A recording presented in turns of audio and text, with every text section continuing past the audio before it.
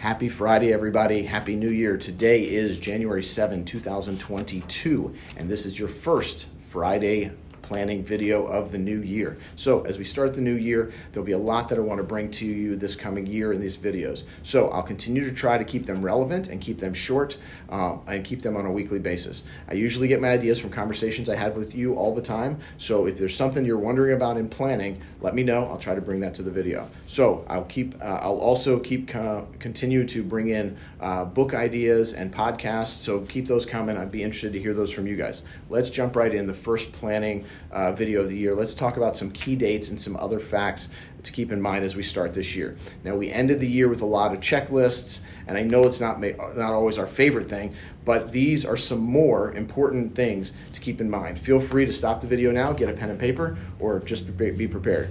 Okay, starting this past week, January 1st, your maximum deferral amount for your employer plan, that's your 401k and your 403b, it's moved up from $19,500 in prior years to $20,500. That's if you're under 50 years old. If you're over 50 years old, you can add an extra $6,500.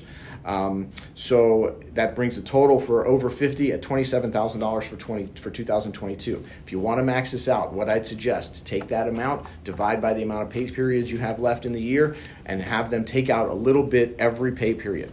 Obviously, that's a huge benefit because number one, it doesn't hurt as much, and number two, when it takes out a little bit at a time, and number two, it helps you with dollar cost averaging. Now, dollar cost averaging is just an incredible thing. I'll discuss it on a very short update video, but also if you have any questions on it, please feel free to give me a call. If you're wondering what bump you get if you just use your IRA and Roth IRA, the personal retirement savings accounts, there is not any change to last year. Still $6,000 maximum contribution under 50. Add an extra $1,000 if you're over 50 years old.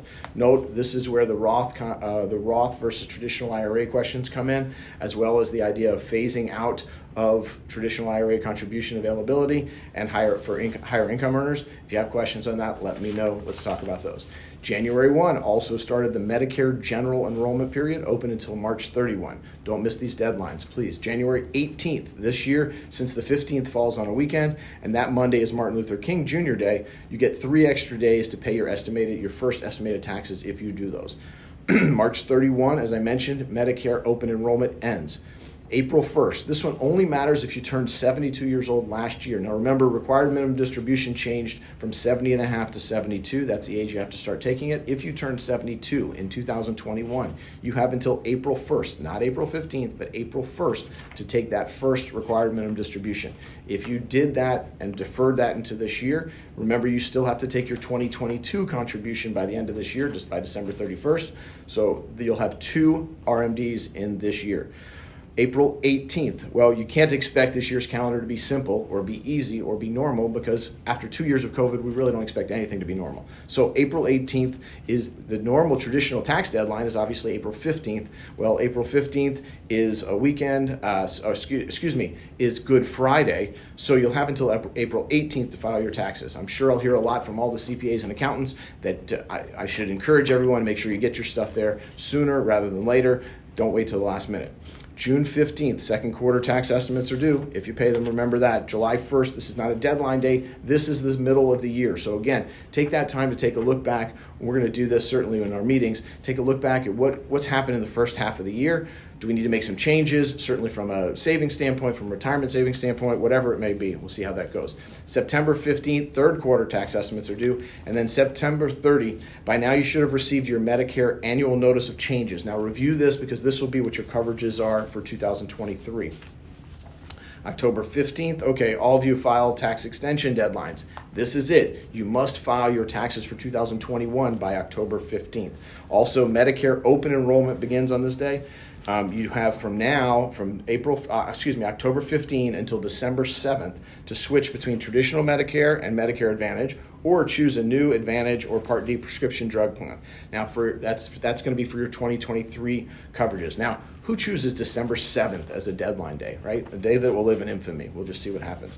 Just a few more, then one quick revisit to something we said earlier. November 1st, in most states, you can start looking for your 2023 health plan on the Affordable Care Act exchange. If you have until December 15th to select your coverage. December 31st, well, we know this date. You've heard about it from me for the last couple of weeks at least. Remember, charitable contributions, tax gains and losses, employer plan contributions, all of that has to be done by December 31st. So, okay, going back to the beginning, just want to hit this again. From January 1st till April 15th, you have a special opportunity to make up some ground on your personal retirement accounts. That's your IRAs and your Roth IRAs. You can make prior year contributions. That's 2021 contributions. If you haven't done those yet, you have until April 15th. And you can still also make 2022 contributions. So if you want to take full advantage of 2021 and 2022, you can make those contributions up until April 15th. Okay, that's the year-end preview. If you need some of those dates again, please let me know, or feel free to just watch the video again. We'll talk about them a lot through the year, but I wanted to give you a little bit of a preview. I love the beginning of the year. It's a lot of fun because now we get to really review things, make some big planning, we start with a clean slate so we can put some big planning ideas together and get them and really make a difference. So keep coming back. Watch for the Monday market update video. As usual, we've got a lot go on this week, so Monday will be an update on all that. I'll be doing a few upcoming special videos we've talked about in the next couple of weeks, so watch out for those. Until then, as always, please stay safe and have a great weekend.